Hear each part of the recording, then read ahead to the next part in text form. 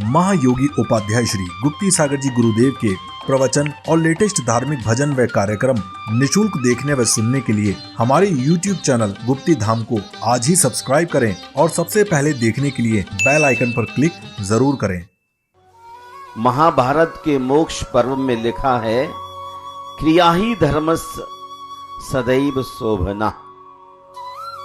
रामचंद्र, यदि ऋषि मुनियों की साधना में विघ्न डालने वाले राक्षसों के लिए दूर कर रहे हैं, तो भी रामचंद्र धर्म कर रहे हैं। उनका उद्देश्य यदि ऋषि मुनियों की साधना में सहयोगी बनना है। हम इस बात का ख्याल रखें कि आपका उद्देश्य क्या है। आपका उद्देश्य था ऋषि मुनियों की साधना में सहयोगी बनना। इसलिए सरस्वती ने कैकेयी और मंथरा जैसी की बुद्धि बदली और आकर के अपने विराट रूप को दिखा करके कैकेयी के मंथन को, कैकेयी के विचार को बदला। उन्हें लोभ जागृत हुआ। इधर मंथरा के लिए धन दिखलाई देना पड़ा और जाकर के फिर कैकेयी ने दशरथ से अपने पुराने वरदान मांग लिए और राम बन गए। वो पूरी कहानी नहीं, इतना ही कहना चाहता हूं। महापुरुष धर्म की रक्षा के लिए कुछ भी कर सकते हैं और उनका किया हुआ मार्ग व्यर्थ नहीं जाता है। श्रमण संस्कृति के सम्राट आचार्य समंत्रभद्र कहते हैं, धरती उत्तम सुखे संसार दुखता सत्वान। संसार में दुखी पीड़ित जीवों को उठाकर मैं उत्तम सुख में स्थापित करता हूं। और उत्तम सुख कौन सा है? सम्यक दर्शन, सम्यक ज्ञान और सम्यक चारित्र। हमें इसी को उत्तम समझने की जरूरत है। ये आज नहीं, ये युग के आदि चरण से ही, प्रथम घड़ी से ही उत्तम बतलाया गया है। जिसकी दृष्टि विशुद्ध है, विराट है, जिसका ज्ञान निर्मल है और आचरण जल जैसा है, वह व्यक्ति ही धर्म की राह पर चल करके अपने जीवन की रक्षा कर सकता है। महानुभाव, मनुस्मृति में एक सूत्र आया है, धर्मो रक्षति रक्षिता। जो धर्म की रक्षा करता है, धर्म उसकी रक्षा करता है। जो धर्म की रक्षा करता है, धर्म उसकी रक्षा करता है।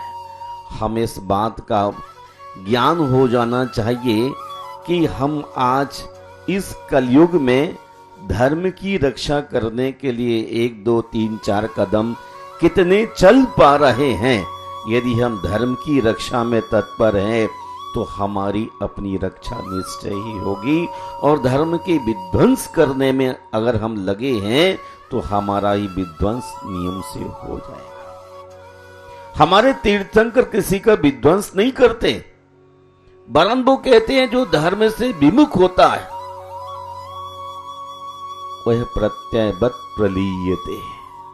संस्कृत में एक शब्द आता है प्रत्यय, यानी अपने अस्तित्व को नष्ट करना होगा दूसरे की सत्ता को स्वीकार करने के लिए। प्रत्ययवत प्रलीयते। जो आदमी अहंकार से भरा होता है, धर्म से विमुख होता है, उसका क्षय होना, नष्ट होना स्वाभाविक है। हमें धर्म की शरण में रहते रहना है। जो धर्म की शरण में सदैव बना रहेगा, उस व्यक्ति के लिए कोई कष्ट नहीं आने वाला है। थेबम थेबम धम्मम करई। थोड़ा थोड़ा ही महानुभाव धर्म कर लीजिए, जैता बहुम न सके है। बहुत ज्यादा धर्म की आराधना करने की हैसियत शरीर में नहीं है, तो कम से कम थोड़ा ही कर लीजिए। यदि आप मुनि नहीं बन सकते हैं तो कम से कम अणुव्रतों का आचरण करना तो सीख ही लीजिए। अणु के मायने होता है 99 पैसे और महा का अर्थ होता है 100 पैसे। बंधा रुपया। आप अपनी शक्ति को न छिपाते हुए अणु रूप में ही थोड़ा थोड़ा चारित्र का आचरण करने का संकल्प जगाइए। कौन नहीं जानता है, रात्रि में चंद्रमा दीपक है, रात्रि में चंद्रमा दीपक है, प्रभात काल में सूर्य दीपक है, और तीन लोक में धर्म दीपक है, किंतु सुपुत्र आपके कुल में दीपक है। सुपुत्र कुल दीपक। यदि पुत्र अच्छा है तो आपके यहां दीपक जल रहा है। आज पता नहीं पुत्र है कि कुपुत्र है कि सुपुत्र है, बस एक जिसके पास है उसमें कोई क्लासिफिकेशन कर नहीं सकते।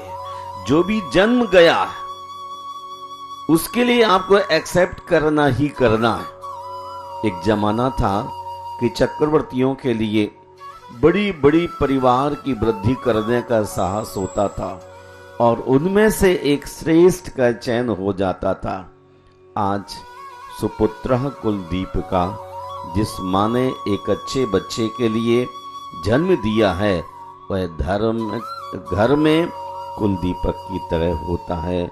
आपके यहाँ सुपुत्र है कि क्या है? यदि आपकी बात मानता है,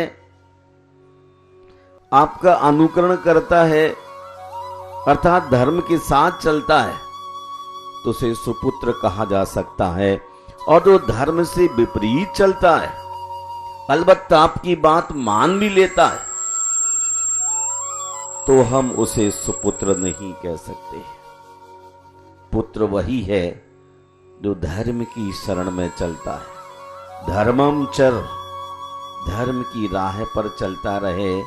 जो धर्म की राह पर चलता रहता है वही व्यक्ति अपनी आत्मा की शुद्धि कर पाता है। आत्मा की शुद्धि के लिए एकमात्र कारण धर्म है, और धर्म के लिए यदि मैं धरती भी छोड़नी पड़ जाए तो त्याग कर देना चाहिए। लेकिन आप कहते धर्म को तो छोड़ दूंगा, लेकिन धरती को नहीं छोड़ सकता हूं। धर्म पर, मंदिर पर कोई संकट आ जाए तो आप 9-2-11 हो जाएंगे। आप अपनी कुर्बानी निकलंक की तरह देने को आज तैयार हो सकते हैं क्या? धर्म पर जब संकट आया था तो अकलंक निकलंक दोनों भाइयों ने विचार किया। अकलंक 2 बार किसी चीज को पढ़ते थे तो स्मृति में ठहरती थी, लेकिन अकलंक 1 बार पढ़ते थे तो स्मृति में ठहरती थी, निकलंक 2 बार पढ़ते थे, स्मृति में ठहरती थी। तो दोनों भाइयों ने विचार किया कि अब राजा के सिपाही लोग पीछे लग गए हैं, जान दोनों की खतरे में। इसलिए भाई अकलंक आपकी मेमोरी बहुत अच्छी एक बार में याद हो जाता है, जिन धर्म की प्रभावना बहुत अच्छी कर सकते हैं। और निकलंक वहीं छुप गया और सिपाहियों ने पकड़ा, उसके जीवन का अंत हुआ। आत्मार्थे पृथ्वीम तजेत, उन्होंने धर्म के लिए अपने शरीर का त्याग कर दिया।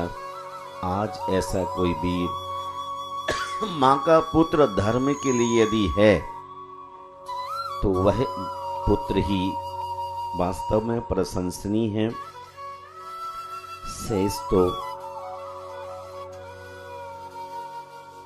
शेष तो धरती पर जीव जंतुओं की तरह बड़ी तादाद में उत्पन्न होते हैं और चले जाते हैं। जैसे बारिश के दिन में आप देखते हैं पल भर में चींटियों की लाइन लग गई, आई कहां से ये? और कुछ देर के बाद पता लगता हो तो सब साफ हो गई। वैसे ही हमारी उसमें गिनती नहीं आना चाहिए। जब धर्म की धरती पर हानि होती है और असुर, अधम और अभिमानियों की संख्या बढ़ने लग जाती है, तो महापुरुषों को धरती पर आकर के कृपा पूर्वक सज्जनों की पीड़ा को दूर करना होता है। आज यह समझिए, तीर्थंकरों ने कृपा पूर्वक मुझे आपके बीच भेजा है कि जो आप संसार में संत्रस्त हैं, दुखी हैं, पीड़ित हैं, परेशान हैं, इनके लिए धर्म का उपदेश देकर थोड़े सुख का राह मार्ग प्रशस्त कीजिए ताकि इनका दुख दूर हो। धर्म का थोड़ा भी आचरण महान परेशानियों से बचा लेता है। धर्म का थोड़ा सा भी आचरण महान परेशानियों से दूर करता है। इसलिए धर्म की शरण में बने रहो। जब सीता के लिए दंडक वन में छोड़ने के लिए राम ने मंत्री को भेजा अपने, तो सीता ने क्या कहा था? सीता कहती है कि राम, जो भी आपने किया ठीक है, लेकिन धर्म को मत छोड़ना। एक धोबी के कह देने से आपने सीता को छोड़ा, इतना तो एक्सेप्ट कर लिया, लेकिन किसी धोबी के कहने से धर्म को मत छोड़ देना। धर्म संसार में पार कराने वाला है, शेष चीज यही रह जाएगी। श्रमण संस्कृति के सम्राट आचार्य कुंदकुंद भगवान कहते हैं, इस जीव ने आज तक धर्म का श्रद्धान किया, धर्म की प्रतीति की, धर्म को रुचि में लाया, लेकिन केवल एक बात को लेके कि हम जैसे खेत में एक मुट्ठी अनाज फेंकते हैं, 100 मुट्ठियां लौट करके आती हैं, वैसे हम भगवान के सिर पर एक छत्र टांगते हैं तो हमारा घर, हमारी छत बन जाती है। ऐसी आकांक्षा के साथ हमें धर्म की शरण में नहीं जाना है, बल्कि आत्मा के उत्थान के लिए धर्म की शरण में जाना है। आप जानिए, धर्म ही संसार से पार लगाने वाला है। संसार तरण हेतु धम्मो, संसार से पार लगाने वाला केवल एकमात्र धर्म है। आपका बेटा आपको संसार से पार लगा देगा? लगा देगा? कोई महिला अपने पति को संसार से पार लगा सकती है? लगा सकती है? अगर लगा सकती होती तो चत्तारी शरणम आप न कहते। अरहंते शरणम, सिद्धे शरणम, साहु शरणम, धम्मम शरणम, ये बात कतई न कहते। इसका अर्थ है कि आपको मालूम है, लेकिन फिर भी गांधारी की तरह आंख पर पट्टी बांध के चलते हैं। आप क्षणिक सुख के कारण से इन सब बंधुओं के लिए सुख का निमित्त माना है, और जो असली है धर्म, उसके लिए आपने दुख का कारण मान लिया है। इसलिए धर्म से दूर खड़े हो जाते हैं और संसार के लोगों के सामने अपने प्राणों को निछावर करने के लिए तैयार हो जाते हैं। मेरा विनम्र अनुरोध है कि आपकी इस छोटी सी जिंदगी में धर्म का इस तरह से वास हो जैसे फूलों में पराग होता है। फूलों में जैसे पराग होता है, वैसे हमारे अंदर धर्म का वास होना चाहिए, चाइना के फूल नहीं। अर्थात प्लास्टिक के, जिनमें सुगंध ही नहीं होती है। गंधहीन फूल हमारी जिंदगी में बहुत बड़ी भूल है।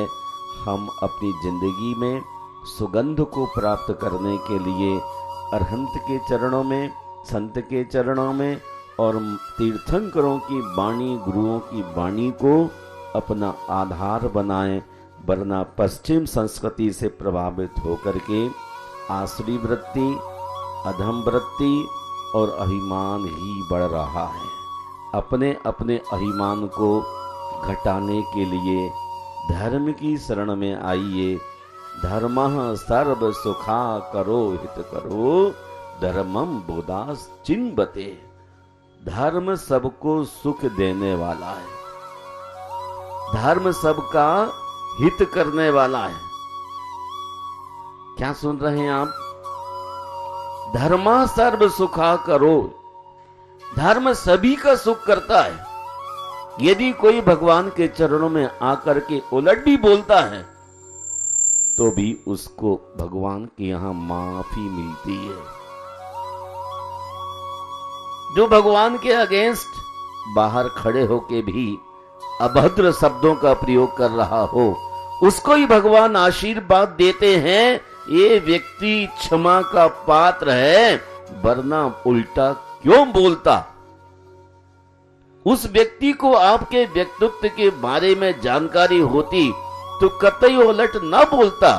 उसको आपके व्यक्तित्व, आपके गुण, धर्म, चरित्र के बाबत जानकारी ने इसलिए गलत बोल रहा है।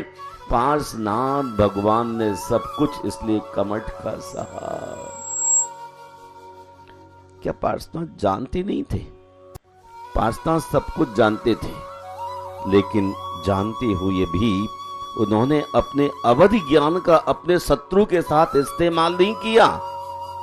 वो चाहते पल भर में कुछ भी कर सकते थे, लेकिन पार्श्वनाथ ने कभी प्रतिवाद करने का मन नहीं किया, क्योंकि वह पूरी तरह से धर्मात्मा थे। उन्होंने थोड़ा धर्म नहीं, उन्होंने पूरे महाव्रतों को धारण किया था। यदि आप बहुत धर्म धारण नहीं कर सकते तो थोड़ा थोड़ा ही देख लीजिए। जैसे बूंद बूंद से समुद्र बन जाता है, वैसे वैसे इस कलयुग में थोड़े थोड़े व्रतों के माध्यम से महाव्रतों तक पहुंचा जा सकता है। आज अणुव्रत धारण कर लीजिए। जो थोड़ा छोटा पत्नी पकड़ता है वो एक दिन महान होता है। मैं आप सबके मंगल की कामना करता हूँ और आने वाले भगवान पार्श्वनाथ के मोक्ष कल्याणक में आप अपने भीतर सहनशीलता को बढ़ाने के लिए आज से रियाज करना शुरू कर दीजिए। आज कौन सी तारीख है भैया? बस आने वाला वह दिन है 15 अगस्त, जब भगवान पार्श्वनाथ ने अपनी मुक्ति को साधा। वो क्षण, वो पल हमारे सामने आने वाला है। हम अपने साहस को, हौसले को बुलंद करें और हर स्थिति में जूझने की ताकत बढ़ाएं। आत्मा के अर्थ पृथ्वी का त्याग किया जा सकता है। धर्म के लिए हम सब कुछ छोड़ करके अपनी कुर्बानी निकलंक की तरह दे करके जीवन को सफल बनाएं। घर घर चर्चा रहे धर्म की, दुष्कत दुष्कर हो जावे। जय बोलिए संत शिरोमणि आचार्य गुरुवर श्री विद्यासागर।